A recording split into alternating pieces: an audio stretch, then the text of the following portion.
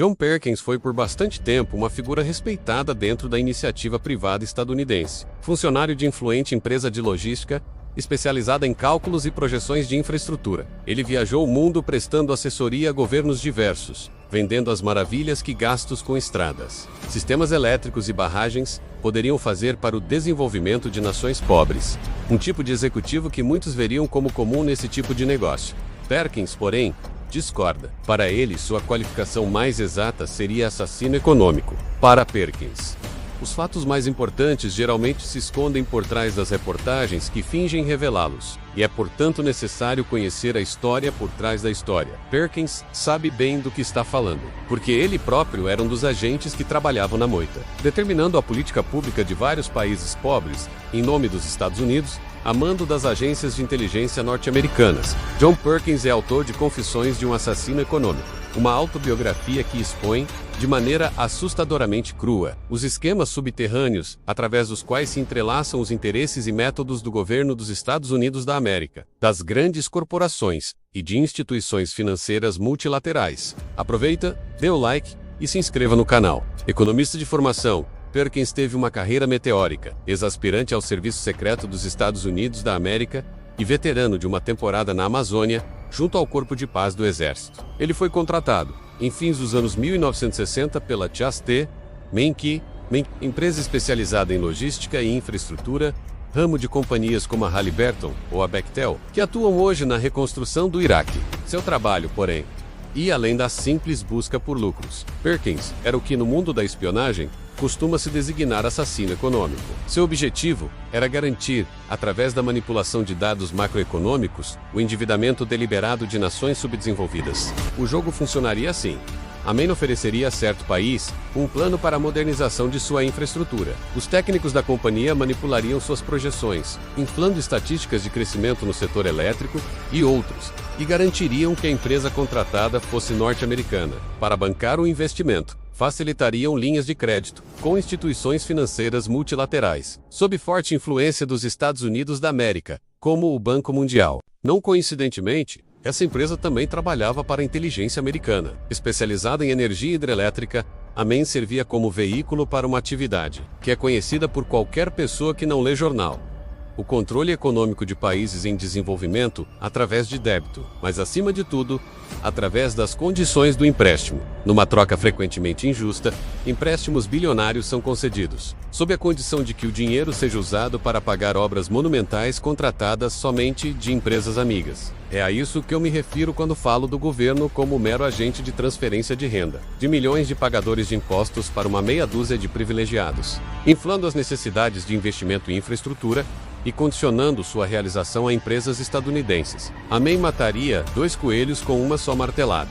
O dinheiro nunca chegaria a sair dos Estados Unidos da América, e o país contratante se veria enredado num débito alto demais para ser pago. Uma vez que a dívida chegasse ao insustentável, o credor poderia, então, reclamar, como contrapartida, a instalação de bases militares no território do devedor, seus recursos naturais ou seus votos em processos decisórios de organismos multilaterais, ou ainda, mais recentemente, a aceitação de acordos de livre comércio e privatização de empresas públicas. O método descrito por Perkins é mais ou menos o seguinte: o assassino econômico visita o país e identifica a falta de energia elétrica, ou de estradas, escolas, hospitais. E ele então oferece ao governante um empréstimo vultoso, sob a condição de que empresas norte-americanas realizem as obras ou fiquem por trás de quem as realiza. Segundo Perkins, quem recusasse a oferta frequentemente era alvo de uma ameaça de morte implícita ou uma ameaça de invasão do território nacional. Para Perkins, e ele diz isso publicamente até em palestra do TED Talks, ao menos 2 líderes morreram em acidentes que ele acredita terem sido engendrados pelos Estados Unidos da América, como a queda de avião que matou o presidente do Panamá, Omar Torrijos. Essa correlação de forças entre corporações, governo dos Estados Unidos da América e organismos financeiros internacionais, batizada de corporatocracia por Perkins, não seria fruto de mero acaso. Para o autor, tratasse-ia de uma azeitada máquina, um sistema que abrangeria universidades, grupos econômicos, políticos, organismos multilaterais, militares e a comunidade de espionagem e informação. Corporações como a Main, garante o autor, teriam vínculos estreitos com as agências de espionagem e o alto escalão do governo dos Estados Unidos da América, servindo, em muitos casos, como testas de ferro da política estadunidense, junto a países em desenvolvimento, condicionando serviços ou projetos de infraestrutura a certo alinhamento político. Para Perkins, sua contratação pela Main e rápida ascensão na empresa, ele chegou a ser o mais jovem sócio da história da companhia.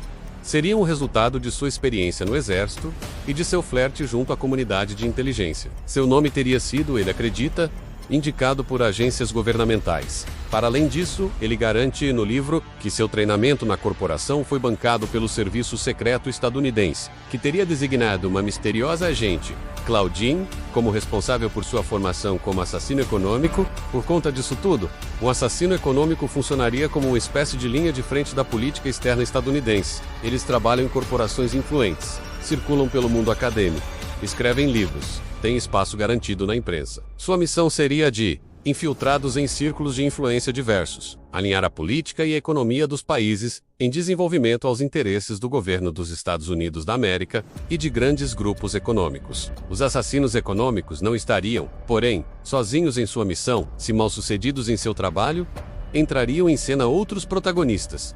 Os chacais, estes são os assassinos do serviço secreto, gente que, garante Perkins, seria responsável pela morte de políticos como Salvador Allende, presidente do Chile, Jaime Roldós, presidente do Equador, Jacobo Arbenz Guzmán, presidente deposto da Guatemala, do general Omar Torrijos, ex-chefe de Estado do Panamá. Segundo as palavras do próprio Perkins, a corporatocracia não é uma conspiração, mas seus membros endossam os mesmos valores e objetivos. Uma das funções mais importantes da corporatocracia é perpetuar e continuamente expandir e fortalecer o sistema. Pessoas como eu recebem salários extremamente altos para trabalhar em nome desse sistema.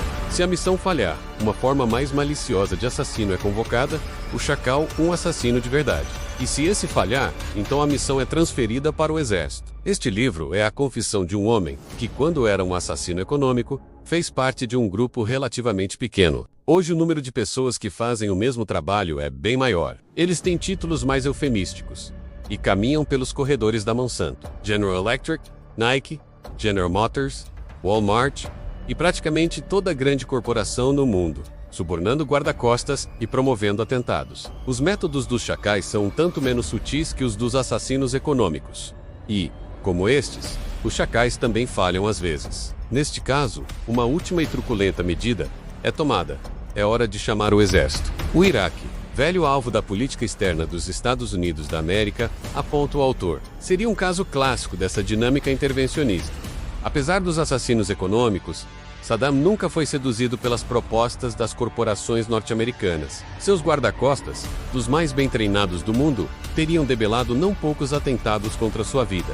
Restaria o exército, terceira opção, e todos sabemos o que aconteceu por lá. Apesar de narrado em primeira pessoa, cheio de passagens amarradas apenas pela memória do autor, com fatos polêmicos desfiados sem nomes dados aos bois, Confissões de um Assassino Econômico impressiona. Afinal, ainda que o leitor possa ficar com a pulga atrás da orelha, em uma ou outra passagem mais polêmica, o currículo de Perkins o gabarita como profundo conhecedor da zona cinzenta onde governos, corporações e organismos financeiros se encontram. O livro não faz muito mais que colocar sob outra perspectiva eventos que, hoje, são tratados como a ordem natural das coisas. A crença no crescimento econômico puro e simples, como panaceia, prestidigitações macroeconômicas, a relação promíscua entre iniciativa privada, organismos multilaterais e governos, a pressão de grupos econômicos e governos de países ricos sobre nações endividadas pela privatização de bens públicos e a assinatura de acordos de livre comércio. Perkins amarra as pontas de fatos que sempre estiveram à vista.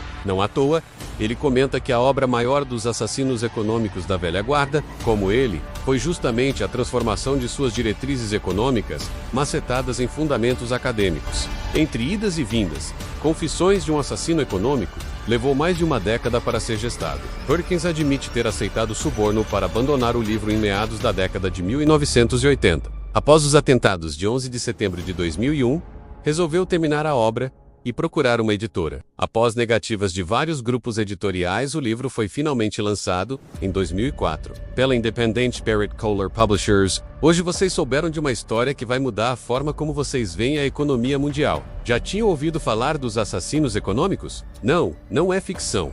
É um termo real usado para descrever profissionais que trabalham nos bastidores do poder global. Imagine só, você é um executivo de alto escalão, trabalhando para grandes corporações americanas.